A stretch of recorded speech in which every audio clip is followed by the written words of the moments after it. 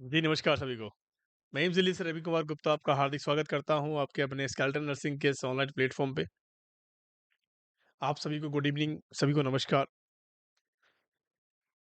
आज की जो क्लास में हम बात करने वाले हैं बच्चों, आज की क्लास में हम बहुत महत्वपूर्ण टॉपिक के बारे में बात करेंगे, फंक्शंस ऑफ किडनी। किडनी के कौन-कौन से फंक्शंस होते हैं, ठीक है?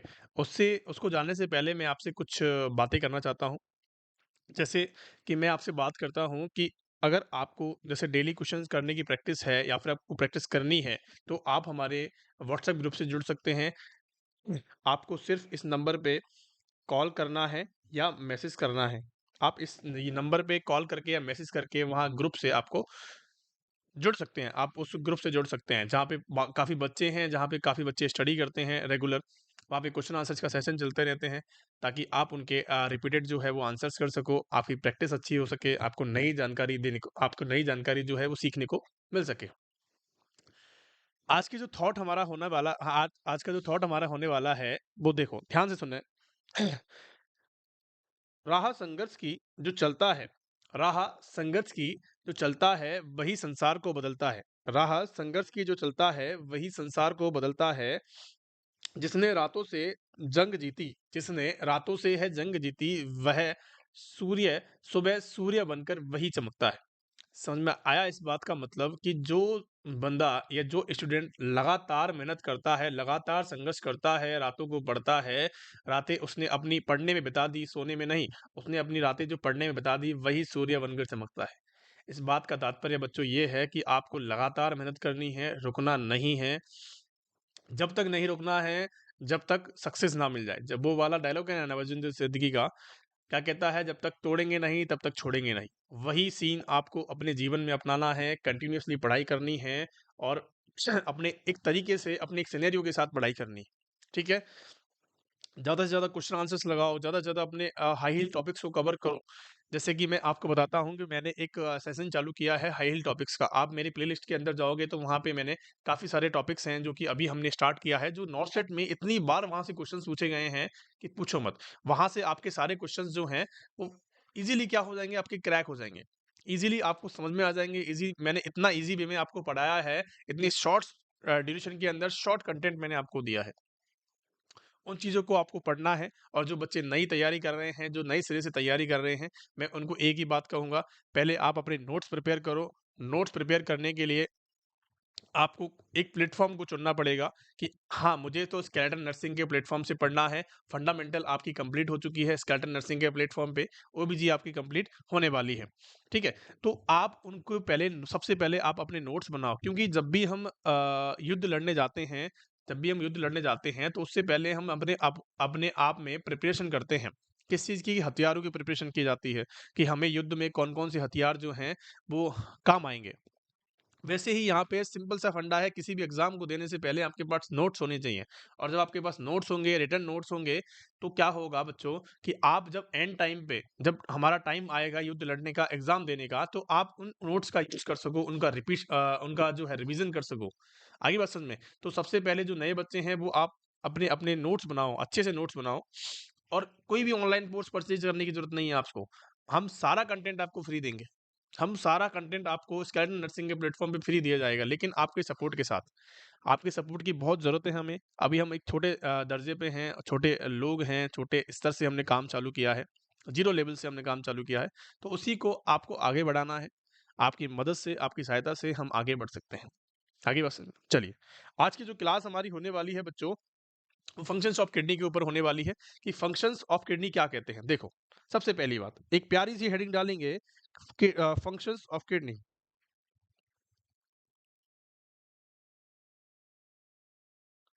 आपको दिल थाम के बैठ जाना है, आपको समझना है, सिर्फ़ और सिर्फ़ समझना है। मैं जो भी बोलता हूँ, जो भी बातें मेरे मुँह से निकलती हैं, उनको एकदम करेक्टली सुनना है, उनको अच्छे से जवाब देना है, उनका मन में आपको चिंतन करना है, विचार करना है। कोई भी चीज़ समझ में नहीं आती है, तो कमेंट करना है। कमेंट कर सकते हो, हमारे सपोर्टिव नंबर्स पे कॉल कर सकते हो। वहाँ से भी आप अपने जो डाउट्स हैं उनको क्लियर कर सकते हो। आगे बात समझ में, आपको कॉपी पेन लेके रिलैक्स होके बैठना है। जब मैं लिखाऊँ तो आपको लिखना है, जब मैं समझाऊँ तो आपको समझना है। आगे बात समझ में? चलिए, फंक्शंस ऑफ किडनी, किडनी के फंक्शंस के बारे में बात कर लेते हैं। देखो किडनी के जो फंक्शंस होते हैं जनरली आप सभी को पता होगा कि सर बहुत सारे फंक्शंस होते हैं। लेकिन कुछ ऐसे फंक्शंस भी होते हैं जो आपके बारे में जो आप उनके बारे में नहीं जानते हो। आपको सिर्फ ये पता होगा कि सर ये हमारी जो हमारा मेटाबॉलिक वेस्ट होता है, जो हमारी वेस्ट प्रोडक्ट्स होते हैं, यूरिया, क्रिएटिनिन वगैरह को बाहर निकालने का काम करता है। यही करता है। और जब ये नहीं निकलती है या फिर हम कह सकते हैं कि ये खराब हो जाती है किडनी, तो हमारे जो यूरिया, क्रिएटिनिन वगैरह जो हमारे वेस्ट प्रोडक्ट हैं हमारी बॉडी के अंदर ले जाते हैं।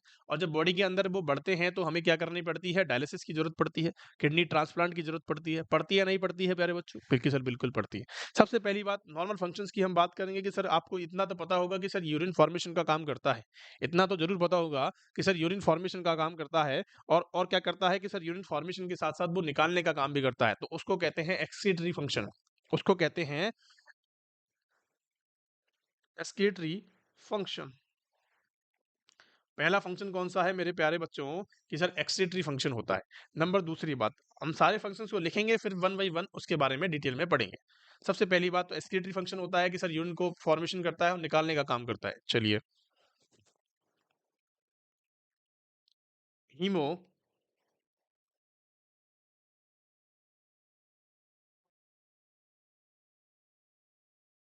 Haemopoietic function. क्या आपको पता है हीमोपोइटिक का मतलब क्या होता है? क्या पता है हीमोपोइटिक एरिथ्रोपाइसिस क्या होता है? एरिथ्रोपाइटिन क्या होती है? आरबीसी का बनना क्या कहलाता है? हीमोपोइसिस कहलाता है। और क्या कह सकते हैं हम उसको? ब्लड का बनना हीमोपोइसिस कहलाता है। इरिथ्रोपोइटिन किसे कहते हैं? आरबीसी का फॉर्मेशन होना। आप सभी को पता है कि सर बिल्कुल, बहुत बढ़िया। नहीं पता जिसके लिए नया चीज है वो लिखेंगे। ठीक है। तीसरा होता है होम्योस्टैटिक फंक्शन।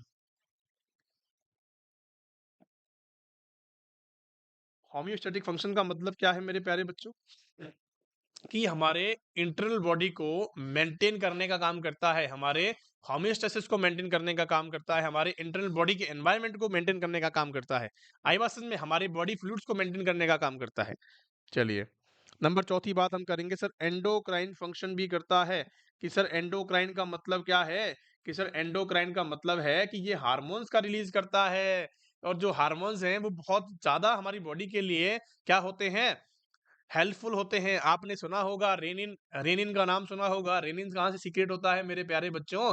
कि हमारी किडनी से, किडनी के कौन सी सेल से होता है? कि सर जी सेल से होता है या नहीं होता है? आपको सब डिटेल में बताया जाएगा। जिसने भी मेरी पहली क्लास नहीं ली है यूरिनरी सिस्टम के ऊपर, उसको प्लीज जाके देखें, क्योंकि वहां पे बहुत ज्यादा इंपॉर्टेंट चीजें हैं। आगे बात समझ में? तो पहले उस क्लास को देखें, तभी आगे वाली क्लास जो है आपको एकदम क्लियरली माइंड में समझ में आ जाएगी। चलिए, हम चौथी बात करी हमने। हमने पांचवें फंक्शन के बारे में करेंगे कि भाई मेटाबॉलिज्म के अंदर भी काम करता है, या मेटाबॉलिक फंक्शन के लिए भी जिम्मेदार होता है। आई बात समझ में? कि सर मेटाबॉलिज्म के लिए जिम्मेदार होता है, मेटाबॉलिक फंक्शन के लिए जिम्मेदार होता है। आगे बात समझ में? चलिए, सबसे पहली हेडिंग डाल देंगे सर एक्सक्रीटरी फंक्शन।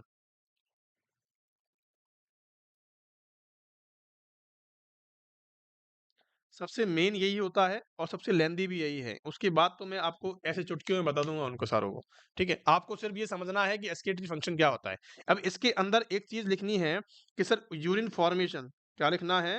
कि सर यूरिन, एस्केटरी के अंदर लिखना है कि सर ये क्या काम करता है प्यारे बच्चों? कि सर यूरिन फॉर्मेशन का काम करता है। और यूरिन जो फॉर्मेशन होता है वो 3 स्टेजेस के अंदर होता है। यूरिन फॉर्मेशन कितने अंदर होता है? कि सर 3 स्टेजेस के अंदर होता है। 3 स्टेजेस कौन-कौन सी है? ध्यान देना। बहुत लॉजिक वाली बात है, ध्यान देना है सभी बच्चों को। ठीक है, 3 कौन-कौन सी होती है? सबसे पहली बात लिखेंगे ग्लोमेरुलार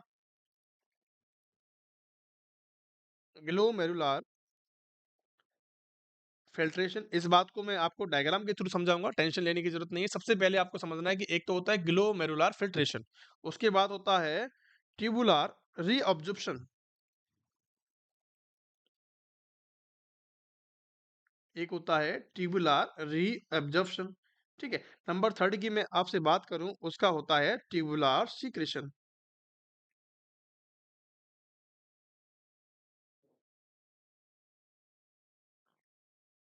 क्या होता है? Tubular secretion. 3 स्टेप हमने देखी यूरिन फॉर्मेशन की।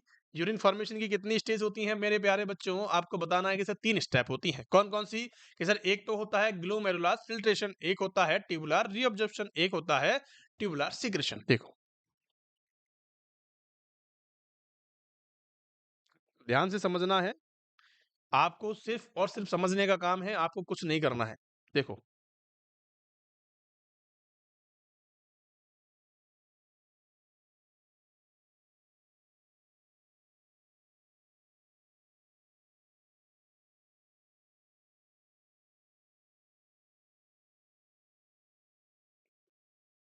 कि सर ये हमारा क्या है? ये सर आपने बनाया है हमारा नेफ्रॉन का स्ट्रक्चर। किसका स्ट्रक्चर बनाया है? कि सर ये आपने नेफ्रॉन का स्ट्रक्चर बनाया है। यहाँ से हमारी इफेरेंट आर्टेरियोल आती है, एफरेंट आती है और यहाँ पे कौन-सी आती है? कि सर इफ्रॉन निकलती है। आगे बात समझ में सिंपल सी भाषा में समझ लेना है। यहाँ से हमारा ब्लड आया, ब्लड को मैं हरे वाले से क्या करूँगा? मेज़र करूँगा। यहाँ से हमारा ब्लड आया, यहाँ पे हमारा छपा, यहाँ यहाँ पे हमारा क्या हुआ? छलनी लगी हुई थी, ग्लोमेरुलर फिल्ट्रेशन इसको बोलते हैं। इसको क्या हुआ?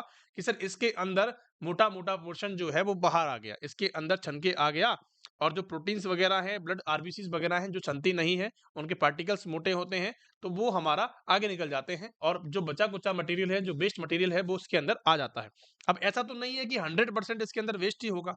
ऐसा नहीं होता है। ऐसा नहीं होता है कि इसके अंदर कि सर 100% वेस्ट ही हो, कि सर बिल्कुल नहीं है। तो मैंने ना पहला स्टेज बताई आपको ग्लोमेरुलर फिल्ट्रेशन। क्या बताया बच्चों? Glomerular filtration. ये बताया नहीं बताया कि सर ग्लोमेरुलस से क्या हो रहा है? फ़िल्टर्ड हो रहा है तो उसको कहते हैं ग्लोमेरुलर फिल्ट्रेशन और इसको कहते हैं फ़िल्टर्ड। आगे बात समझ में? कि भैया ये कौन-सी होती है? कि सर ये होती है पीसीटी। पीसीटी क्या होती है? पीसीटी समझ आए? Proximal convoluted tubule. अब ये क्या करती है? ये क्या करती है भैया कि ये क्या करेगी? ये क्या करेगी? ट्यूबुलर रीअब्जॉर्प्शन का काम करेगी। अब ये क्या करेगी कि यहाँ से 100% कोई मटेरियल आया, 100% वो गलत तो नहीं हो सकता, वो वेस्ट प्रोडक्ट तो नहीं हो सकता, उसमें कुछ वाटर के पार्टिकल्स हैं जो हमारे लिए इंपॉर्टेंट हैं, जिनको एब्जॉर्प्शन करना बहुत ज़रूरी है। तो ये क्या करेगी भैया? उसको रीअब्ज़ॉर्ब कर लेगी। वहाँ से उस प्रोडक्ट को, उस अच्छे प्रोडक्ट को, उस अच्छे पदार्थों को हमारी बॉडी के लिए क्या कर लेगी वो? एब्ज़ॉर्ब कर लेगी। अब जब वो एब्ज़ॉर्ब कर लेगी तो उस कंडीशन के अंदर क्या होगा कि बचा-कुचा मटेरियल कहाँ जाएगा हमारा? कहाँ जाएगा? हमारी डीसीटी के अंदर जाएगा। अब ऐसा नहीं है कि जब पीसीटी जब एब्ज़ॉर्ब करती है उसको कहते हैं सेकंड वाली स्टेज ट्यूबुलर रीअब्ज़ॉर्प्शन। अब ऐसा नहीं है कि 100% ये वेस्ट प्रोडक्ट को ही सॉरी 100% सही चीज़ों को ही करेगी ये। अब ये क्या करेगी जब सही चीज़ों को एब्ज़ॉर्ब करने की कोशिश करेगी तो उसके साथ गलत चीज़ें भी आएँगी। जब गलत चीज़ें उसके साथ आएँगी तो क्या करेगी उसको सीक्रेशन करने की कोशिश करेगी, उसको बाहर निकालने की कोशिश करेगी तो इसका मतलब तीसरी प्रोसेस भी स्टार्ट हो जाएगी। क्या मेरी बात समझ में आई? मैंने आपको बताया सबसे पहली बात कि ग्लोमेरुलस जो है फ़िल्ट्रेशन हुआ, ग्लोमेरुलस उसको हमने बोला जब वहाँ से फ़िल्टर्ड होता है ब्लड तो उसको हमने बोला ग्लोमेरुलस फ़िल्ट्रेशन। दूसरी बात हमने करी कि सही 100% वहाँ पे क्या नहीं होते हैं, वेस्ट प्रोडक्ट नहीं होते हैं, कुछ इंपॉर्टेंट चीज़ें भी होती हैं जिनको रीअब्ज़ॉर्ब करना बहुत ज़रूरी होता है। तो पीसीटी ने क्या किया उसको रीअब्ज़ॉर्ब कर लिया। अब जब रीअब्ज़ॉर्ब करेगी तो 100% चीज़ें सही नहीं आएँगी। 100% चीज़ें सही नहीं आएँगी, कुछ बेस प्रोडक्ट भी उसके साथ आ जाएँगे, तो उसको क्या करेगी वो सीक्रेशन करने का काम करेगी। तो तीनों प्रोसेस समझ में आ गई। मैंने आपको बताया कि सर एक होता है ग्लोमेरुलस फिल्ट्रेशन, दूसरा होता है उसका रीअब्ज़ॉर्प्शन, उसका तीसरा होता है सीक्रेशन। सिंपल सी भाषा में समझ में आई? चलिए, अब मैं आपसे यहाँ पे बात करता हूँ, आपने जीएफआर के बारे में सुना होगा। जीएफआर का मतलब होता है ग्लोमेरुलस ग्लोमेरुलर फिल्ट्रेशन रेट। सभी को पता होगा ग्लोमेरुलर फिल्ट्रेशन रेट क्या होती है, लेकिन आपको ये पता नहीं होगा कि कितनी होती है। आपको ये ज़रूर पता नहीं होगा सर कितनी होती है। काफ़ी बच्चों को पता होगा, काफ़ी बच्चों को नहीं पता होगा। क्वेश्चन कहाँ से बनता है? देखो, क्वेश्चन बनता है इसका मतलब क्या है? जीएफआर का मतलब क्या है? तो सबसे पहली बात इसके अंदर लिखेंगे कि टोटल क्वांटिटी ऑफ फिल्ट्रेट। किसे टोटल क्वांटिटी ऑफ फिल्ट्रेट को हम जीएफआर कहते हैं। बहुत बढ़िया। कि जितना भी हमारा क्या हुआ फिल्ट्रेशन हुआ उसको हमने कहा जीएफआर। मैंने आपको बताया कि यहाँ से जितना भी हमारा प्रोडक्ट जो है, यहाँ से जो हमारा जितना भी प्रोडक्ट जो है छन के वापस आएगा उसको कहते हैं जीएफआर। उसको कहते हैं मेरे प्यारे बच्चों जीएफआर। आगे बात समझ में? चलिए, अब सर ये कैसा होता है? कौन बनाता है? कि सर फॉर्म्ड इन कहाँ बनता है? In all nephrons. कि सर 1 से 3 मिलियन नेफ्रॉन्स होते हैं एक इसके अंदर, किडनी के अंदर। बताया था मैंने आपको पिछली क्लास के अंदर। जिसने भी मेरी पिछली क्लास नहीं ली है, पहले उसको देखें, फिर इसको देखें बच्चों। आगे बात समझ में? सबसे पहली बात मैंने आपको यहाँ पे बताई है कि sir formed in in all nephrons of both kidney. किसी भी तरह की कोई कंफ्यूजन की यहाँ पे बात नहीं होनी चाहिए। आगे बात समझ में? चलिए, अब मैं आपसे यहाँ पे कुछ इंपॉर्टेंट चीज़ों की बात करता हूँ कि सर नॉर्मल जीएफआर कितनी होनी चाहिए? ये क्वेश्चन ऑफ द डे कि नॉर्मल जीएफआर जो होती है या रेट जीएफआर रेट जो होती है वो कितनी होती है? वो कितनी होती है मेरे प्यारे बच्चों? तो आपको बताना है कि सर 125 एमएल पर मिनट होती है। कितनी होती है? कि सर 125 एमएल पर मिनट होती है। क्वेश्चन बनता है यहाँ से। काफ़ी बच्चे 120 लिख के आते हैं। 120 जो कि एम्स दिल्ली नहीं मानता है, इस बात का ध्यान रखना। 125 एमएल पर मिनट आपको करना है नॉर्मल जीएफआर रेट। आगे बात समझ में? अगर मैं यही आपसे बात करूँ कि सर पर डे कितना होगा, तो 180 लीटर पर डे आपको देखने को मिलेगा नेट फ़िल्टर्ड या नेट फ़िल्ट्रेशन, या फिर हम कह सकते हैं फ़िल्ट्रेशन।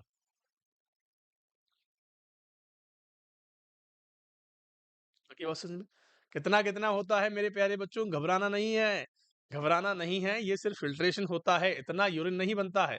वो चीज़ें ट्यूबुलर सीक्रेशन जो है, ट्यूबुलर रीअब्ज़ॉर्प्शन जो प्रोसेस है, वो हमारी क्या करती है, सब चीज़ों को एब्ज़ॉर्ब करने का काम करती है। आगे बात समझ में? तो हमने क्या कहा कि सर नॉर्मल जो रेट होती है जीएफआर वो कितनी होती है, अगर मिनट के हिसाब से देखोगे तो 125 एमएल पर मिनट होती है, ठीक है? अगर इसकी हम पूरे दिन की बात करें तो 180 लीटर पर डे देखने को मिलती है। आगे बात समझ में? क्वेश्चन दोनों ही बहुत प्यारे हैं, दोनों दोनों ही बहुत अच्छे हैं क्वेश्चंस यहाँ से पूछे गए हैं। चलिए, अब मैं आपसे बात करूँ कि सर टोटल इतना देखने को मिलता है, लेकिन ये क्या होता है? रीअब्ज़ॉर्ब भी होता है। तो रीअब्ज़ॉर्ब कर लेते हैं इम्पोर्टेंट सब्सटेंस को। इम्पोर्टेंट सब्सटेंस जो है वो रीअब्ज़ॉर्ब हो जाते हैं, और क्या होता है कि सर कितना यूरिन बनता है? कि सर 1.5 से, या फिर हम कह सकते हैं 2 litre urine formed per day. आगे बात समझ में? या फिर हम कह सकते हैं कि सर 1500 से 2000 ml पर डे। क्या दोनों बातें सही हैं? दोनों बातें मैं कर सकता हूँ आपसे कि सर 1.5 कह लो या 1500 कह लो, 2 लीटर कह लो या 2000 ml कह लो। आगे बात समझ में? चलिए, अब अब मैं कुछ प्रेशर्स के बारे में आपको बताऊंगा, कुछ प्रेशर कैसे-कैसे लगते हैं। सिंपल सिंपल कहानी है, कैसे निकालते हैं? देखो, कि सर नेट जो फिल्ट्रेशन रेट है वो कैसे निकाली है? उसका प्रेशर कैसे निकालेंगे? देखो, मैं आपको सबसे पहले बताता हूँ कि सर नेट जो फ़िल्ट्रेशन रेट होती है, उसका जो प्रेशर होता है प्लस 20 mm ऑफ Hg होता है। कितना होता है मेरे प्यारे बच्चों? सर 20 mm ऑफ Hg होता है, आप सभी ने पढ़ा होगा इसको। आप सभी ने इस चीज़ को पढ़ा होगा कि सर नेट फ़िल्ट्रेशन रेट का जो प्रेशर होता है वो कितना होता है कि sir plus 20 mm of Hg होता है। ठीक है? ये सभी ने पढ़ा होगा। लेकिन मैं आपसे यहाँ पे कुछ बातें ऐसी करूँगा कि आपको ये चीज़ समझ में आ जाएगी। आपको रटने की ज़रूरत नहीं पड़ेगी। ठीक है? देखो, सबसे पहली बात, आपको सिर्फ़ समझना है। देखो, ये हमारा वोमेन कैप्सूल और ये हमारा, ठीक है? मैं इतना ही बनाऊँगा आपको समझाने के लिए। ये हमारी जो आर्टेरियोल्स हैं, हमारी जो इफ़रेंट आर्टेरियोल्स हैं, सॉरी एफ़रेंट जो आर्टेरियोल्स हैं वो आ रही हैं, और यहाँ से इफ़रेंट निकल रही है। ठीक है? अब मैं यहाँ पे बनाता हूँ आपको। देखो, अब जब यहाँ से हमारा ब्लड आता है, जब हमारा ब्लड आ रहा है, तो यहाँ पे जो आपको प्रेशर देखने को मिलेगा, यहाँ पे जो प्रेशर होगा, वो अलग होगा। यहाँ पे जो मैंने आपको ये ग्रीन से मार्क किया है, डार्क मार्क किया है, ये प्रेशर अलग होगा, और इसके जो नीचे जो प्रेशर आएगा, ये प्रेशर अलग होगा। ठीक है? ये प्रेशर अलग होगा। सर बिल्कुल सही है। अब देखो, जो ग्रीन से मैंने मार्क किया है, उसको कहते हैं, ये प्रेशर जो कौन लगा रहा है? कि सर आने वाला ब्लड लगा रहा है, कहाँ पे? हमारी कैपिलरीज़ के ऊपर लगा रहा है। तो इसको कहते हैं, सबसे पहले लिखेंगे कि pressure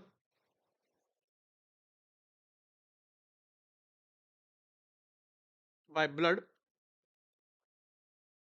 in glomerular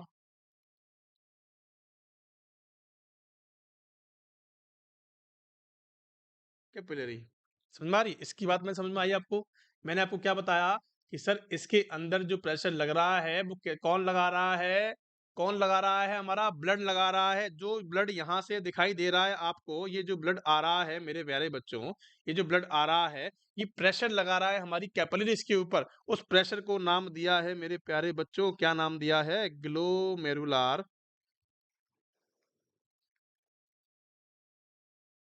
glomerular capillary pressure. उसको कहते हैं ग्लोमेरुलर कैपिलरी प्रेशर। आगे मेरी बात समझ में? मैंने आपको सिंपल भाषा में बताया है, क्या समझ में आया? कि सर जो आने वाला ब्लड है वो हमारी कैपिलरीज के ऊपर प्रेशर लगाता है, उसको कहते हैं ग्लोमेरुलर कैपिलरी प्रेशर। और कितना होता है मेरे प्यारे बच्चों? कि सर ये होता है +60 mm ऑफ Hg होता है। कितना होता है? कि सर +60 mm ऑफ Hg होता है, इस बात का ध्यान रखना है। अब मैंने जो आपको ये बनाया है कि सर इसके अंदर छन के जो ब्लड आएगा, इसके अंदर भी तो कुछ अमाउंट का पानी होता है, स्टैटिक होता है, वहां पे रुका हुआ पानी होता है, ठीक है।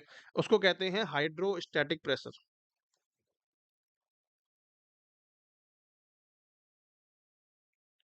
हाइड्रोस्टैटिक प्रेशर का मतलब समझ रहे हो? कि hydro is called water, static मतलब रुका हुआ। तो उस प्रेशर को, उस वाटर के रुके हुए प्रेशर को हम क्या कहते हैं? जो वाटर वहां पे रुका हुआ है वो जो प्रेशर लगाएगा उसको कहते हैं हाइड्रोस्टैटिक प्रेशर। और इसको ही हम दूसरे नाम से जानते हैं कैप्सुलार प्रेशर। कैप्सुलार प्रेशर। और कितना होता है मेरे प्यारे बच्चों? ये कितना होता है? -15 mm ऑफ Hg होता है। कितना होता है? -15 mm ऑफ Hg होता है। आगे बात समझ में? कि सर हाइड्रोस्टैटिक प्रेशर कहाँ लगता है? कि सर वोमेंस कैप्सूल के अंदर लगता है। और किसके द्वारा लगता है? कि सर हमारे वाटर के द्वारा लगता है, जो कि वहां पे प्रेजेंट होता है। आगे बात समझ में? चलिए, अब सर यहाँ पे जो ब्लड आएगा, ये इसका जो इसको बोलते हैं NFR, नेट फिल्ट्रेशन रेट। इसको बोलते हैं नेट फिल्ट्रेशन रेट।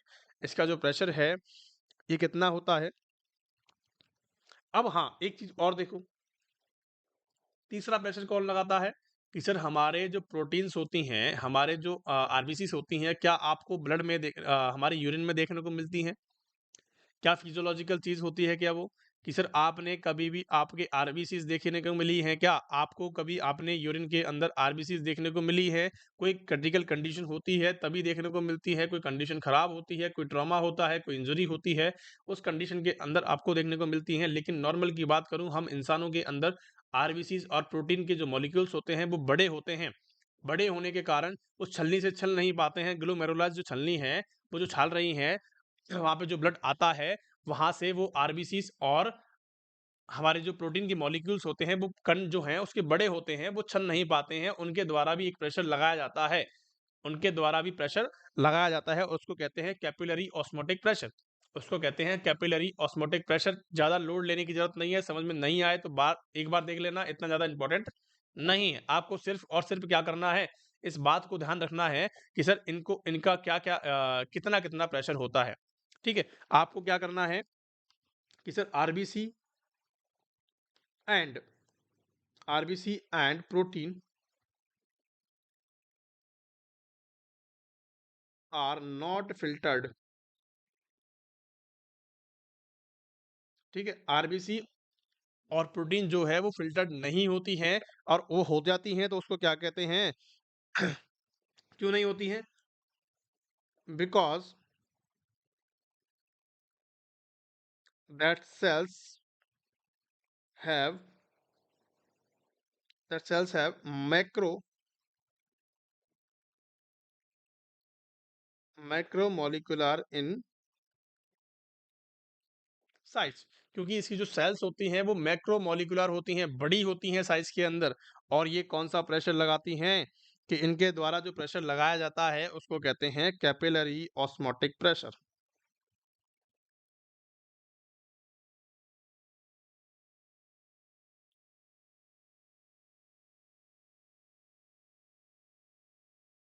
इसको कहते हैं कैपिलरी ऑस्मोटिक प्रेशर।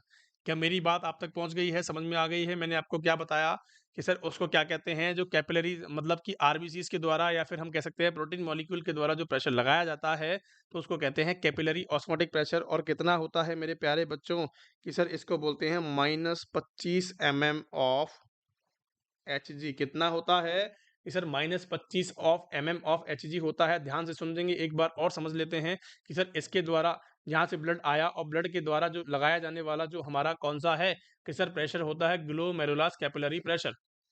ग्लोमेरुलर के द्वारा जो ग्लोमेरुलस हमारा फिल्ट्रेट है उसके द्वारा लगाए जाने वाला प्रेशर को हम कहते हैं, जो ब्लड के द्वारा जो लगाया जाने वाला है उसको कहते हैं ग्लोमेरुलस कैपिलरी प्रेशर। और जो नीचे वाला प्रेशर है उसको बोलते हैं हाइड्रोस्टैटिक प्रेशर। और जो हमारे प्रोटीन और आरबीसीज के मॉलिक्यूल्स के द्वारा लगाया जाता है उसको कहते हैं कैपिलरी ऑस्मोटिक प्रेशर। अब देखो, अगर किसी आदमी को क्या निकालनी है, अब देखो मैं आपको बताता हूं कि सर अगर किसी को NFR निकालना है, NFR का मतलब होता है glomerulus filtration rate, filtration pressure plus colloidal, या फिर हम कह सकते हैं capillary osmotic pressure, COP। COP इसको बोलते हैं, ध्यान रखना इस चीज का। Capillary osmotic pressure plus hydrostatic pressure, ये फॉर्मूला होता है GFR निकालने का। क्या होता है? GFR निकालने का फॉर्मूला होता है। आगे बात समझ में? चलिए, अगर मैं आपसे बात करूं कि सर नेट फिल्ट्रेशन रेट के अंदर बताएंगे कि सर GCP कितना था मेरे प्यारे बच्चों, कि सर +60 था। कितना था? +60 था। प्लस, ठीक है। अब हमने COP कितना था हमारा, कि सर -25 था। कि सर -25 था। कि सर और कितना था हाइड्रोस्टेटिक, की सर -15 था। कितना था? कि सर -15 था। ये बात है ये कि सर NFR बराबर 60 प्लस 60 माइनस, अगर हम इसको कोष्टक से बाहर निकाल लेंगे तो माइनस ज्यादा बड़ा होता है। 60 माइनस -15, तो ये हमारी क्या निकल के आएगी? एक इक्वेशन निकल के आएगी, एक हमारा जो है वो सेंटेंस निकल के आएगा। तो NFR हम किसे कहेंगे? कि सर 60 और 25, माइनस से माइनस क्या हो जाएगा? कि सर 25 और 15 कितने हो जाएंगे? कि सर 60 माइनस 40 हो जाएंगे। होंगे या नहीं होंगे? कि सर 25 और 25 माइनस माइनस जुड़ जाएंगे और 25 और 15 40 हो जाएंगे और 20 निकल जाएगा। और NFR मैंने आपको शुरुआत में बताई थी कितनी होती है मेरे प्यारे बच्चों, कि सर +20 mm ऑफ Hg होती है। कि सर इसका जो प्रेशर होता है NFR का वो 20 mm ऑफ Hg होता है। देखो मैंने आपको शुरुआत में बताया था कि सर NFR हमारी कितनी होती है, तो कितनी होती है? 20 mm ऑफ Hg होती है। क्या बात आपको समझ में आ गई मेरे प्यारे बच्चों? यहाँ तक की क्लास में किसी को कोई डाउट है? चलिए, अब मैं आपसे बात करता हूँ कि सर ट्यूबुलर रीअब्जॉर्प्शन कैसे होगा। सबसे पहली बात हमने देखी एक्सक्रीशन की, देखी हमने कि सर यहाँ से ग्लोमेरुलर से फिल्ट्रेशन हो रहा है। दूसरी बात हम करेंगे ट्यूबुलर रीअब्जॉर्प्शन। ठीक है, चलेंगे। ट्यूबुलर रीअब्जॉर्प्शन का मतलब समझ में आया कि सर ये हमारा क्या है? बोमन कैप्सूल है। अब जब बोमन कैप्सूल आपने ऐसा बना दिया है तो हमारे समझ में नहीं आएगा। ठीक है, हमने ऐसा बना दिया है। ये हमारी क्या है? पीसीटी है। ये हमारी पीसीटी है। और पीसीटी से क्या देखने को मिल रहा है कि यहाँ से रीअब्जॉर्प्शन देखने को मिलता है। कि सर यहाँ से क्या देखने को मिलता है? रीअब्जॉर्प्शन देखने को मिलता है इन द पीसीटी। चलिए, अब यहाँ पे देखते हैं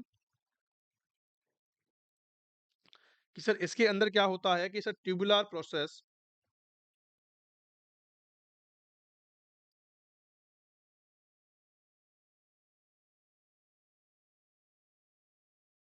tubular reabsorption filtrate, tubular reabsorption filtrate passes through PCT। समझ आई बात? Tubular reabsorption filtrate passed through PTC, PCT से निकलेगी। जो ट्यूबुलर रीअब्जॉर्प्शन है वो कहाँ से निकल रहा है? कहाँ से निकल रहा है? थ्रू द पीसीटी, पीसीटी के द्वारा होगा। अब क्या होता है? Reabsorption of 70% of water and electrolyte and 100% reabsorption of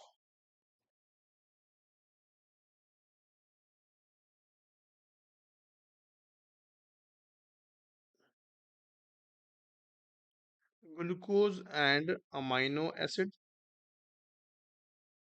क्या ये बात समझ में आई? मैंने आपको बताया कि सर इसके अंदर क्या देखने को मिल रहा है कि सर वहां से जब गुजरेगा, जो रीअब्जॉर्प्शन है वो गुजरेगा तो कितना कितना परसेंट करता है कि सर 70% हमारे वाटर का रीअब्जॉर्प्शन करता है और इलेक्ट्रोलाइट का कर लेता है। उसके बाद 100% क्या करता है, किस चीज का करता है, हमारे ग्लूकोज का और अमाइनो एसिड से करता है। ठीक है, ये बात समझ में आ गई। फिर हम क्या करते हैं कि sir 10 to 20% H2O and electrolyte. भाई हमारा जो 10 to 20 70% तो पीसीटी के अंदर रिएब्जॉर्प्शन हो गया। उसके बाद जो 10 और 20% बचेगा, 10 से 20% जो बचेगा इलेक्ट्रोलाइट, वो क्या देखने को मिलेगा, रीएब्जॉर्प्शन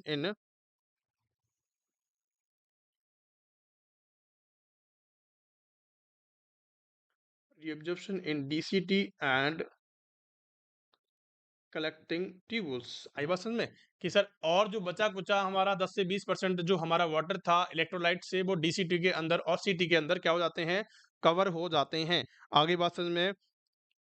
और जो लूप ऑफ हेनले होता है, लूप ऑफ हेनले जो होता है वो कैसे होता है कि सर रिस्पॉन्सिबल फॉर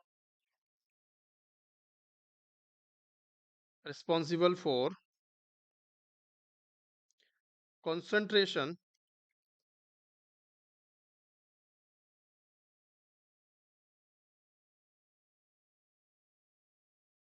यूरिन। अब आपसे क्वेश्चन पूछा जा सकता है, आपसे ये क्वेश्चन पूछा जा सकता है कि sir loop of Henle concentration के लिए जो कौन जिम्मेदार होता है, यूरिन को गाढ़ा बनाने के लिए कौन जिम्मेदार होता है, तो आपको बताना है कि सर लूप ऑफ हेनले होता है। यूरिन को कंसंट्रेशन कौन बनाता है, कंसंट्रेटेड कौन बनाता है, तो आपको ध्यान रखना है कि सर लूप ऑफ हेनले बनाता है। आगे बस में मेरे प्यारे बच्चों, बहुत बढ़िया। अब मैं आपसे यहाँ पे क्लास में बात करता हूँ कि सर डीसीटी जो होती है, डीसीटी एंड जो कलेक्टिंग डक्ट होती है या कलेक्टिंग ट्यूबुल्स होती हैं, वो क्या करती हैं, एडीएच एंटी डायरेटिक हार्मोन जो होता है वो क्या काम करती है, एंटी डायरेटिक हार्मोन क्या करते हैं, वो क्या काम करता है देखो। तो it responsible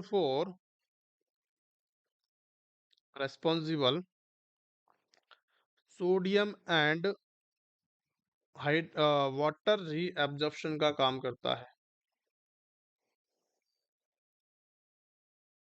sodium and water reabsorption का काम कौन करता है कि सर डीसीटी करती है और सीटी करती है। क्या करती है, कलेक्टिव ट्यूब्यूल्स एंड एडीएच का काम क्या होता है। अगर आपसे कोई क्वेश्चन करता है कि sir ADH anti diuretic hormone कहाँ से निकलता है, सीटी और डीसीटी से निकलता है, अगर यहाँ से देखने को मिलता है तो आपको क्या देखने को मिलेगा, यहाँ से ये क्या काम करता है कि सर सोडियम और हाइड्रोजन सॉरी हमारे H2O का क्या करता है, रीअब्जॉर्प्शन करने का काम करता है। आगे बात समझ में। तीसरे पॉइंट के बारे में लिखेंगे, ट्यूबुलार सीक्रेशन। ट्यूबुलार सीक्रेशन के अंदर हमें देखते हैं क्या चीज़ है कि क्या होता है कि सर ये बॉमन्स कैप्सूल है, कि सर ये क्या है, बॉमन्स कैप्सूल है और ये हमारा पीसीटी है। अगर मैं आपसे बात करूं कि सर ट्यूबुलर सीक्रेशन तो ऐसे होता है और रीअब्जॉर्प्शन ऐसे होता है, सीक्रेशन का मतलब समझ रहे हो कि सर ये दूसरा होता है, ये तीसरा होता है। आगे बात समझ में। अगर मैं आपसे यहाँ पे एक सिंपल सिंपल भाषा में बात करूं कि सर एक तो होता है हाइड्रोजन आयंस होते हैं, क्लोरीन आयंस होते हैं, सॉरी Cl माइनस होता है, ठीक है।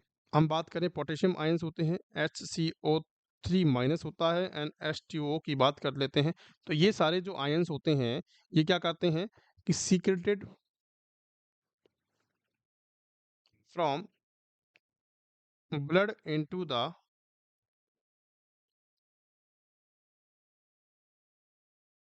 ट्यूबुलर फ्लूइड, कि ब्लड के अंदर क्या देखने को मिलते हैं, सीक्रेटेड देखने को मिलते हैं ट्यूबुलर फ्लूइड के अंदर। आगे बात समझ में कि कहाँ से सीक्रेट होते हैं, कि सर सीक्रेट होते हैं ब्लड से निकाले जाते हैं और ट्यूबुलर फ्लूइड के अंदर आ जाते हैं। ये क्या होते हैं, मैं आपको बताता हूँ, ठीक है। अब जब ब्लड के अंदर आते हैं तो दो कंडीशंस के अंदर देखने को मिलता है इनका, दो कंडीशंस के अंदर क्या होता है, एक तो एब्जॉर्प्शन किसके थ्रू होता है सीक्रेशन, कि सर एक तो होता है पैसिव डिफ्यूजन, एक तो होता है पैसिव डिफ्यूजन, दूसरा होता है active diffusion.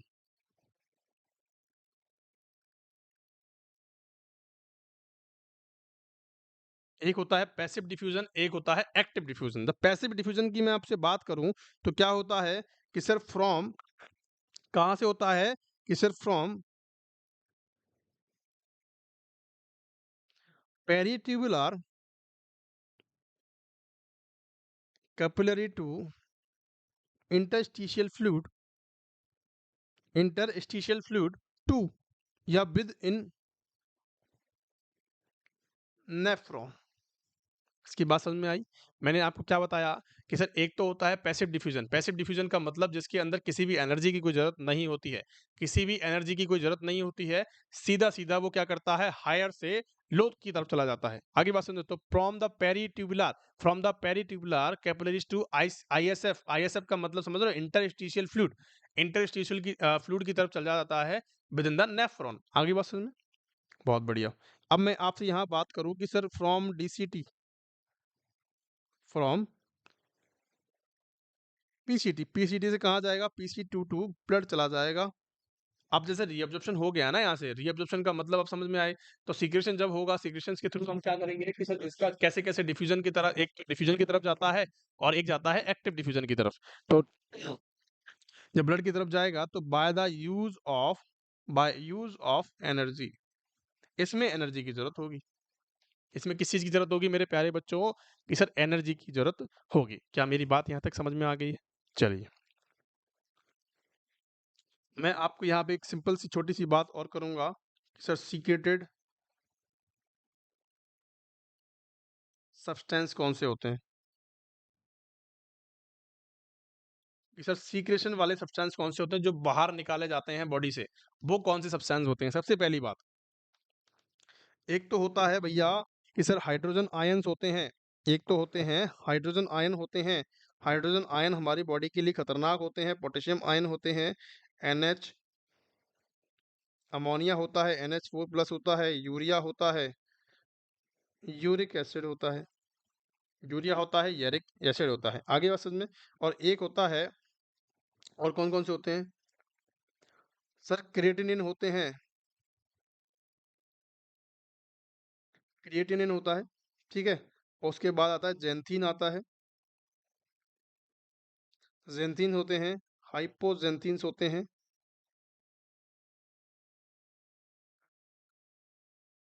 And some drugs होती हैं। जैसे कि मैं आपसे बात करूं कि पेनिसिलिन को निकालना बहुत ज़रूरी होता है, नहीं तो ये क्या कर देगी, टॉक्सिसिटी कॉज कर सकती है। क्या मेरी बात आप तक समझ में आ गई है मेरे प्यारे बच्चों? यहाँ तक की जो बात थी हमारी सीक्रेशंस के ऊपर थी, मैंने आपको बताया किसके बारे में बताया है मैंने आपको एस्केटरी फंक्शंस के बारे में बताया है।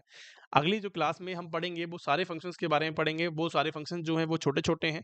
ये थोड़ा लेंथी था, इसमें समझाने वाला टॉपिक अच्छा था क्योंकि यूरिन के ऊपर था, क्योंकि मेन काम जो होता है वो यही होता है। आगे बात समझ में? तो आपकी thank you so much for being there. आज की क्लास के लिए इतना ही।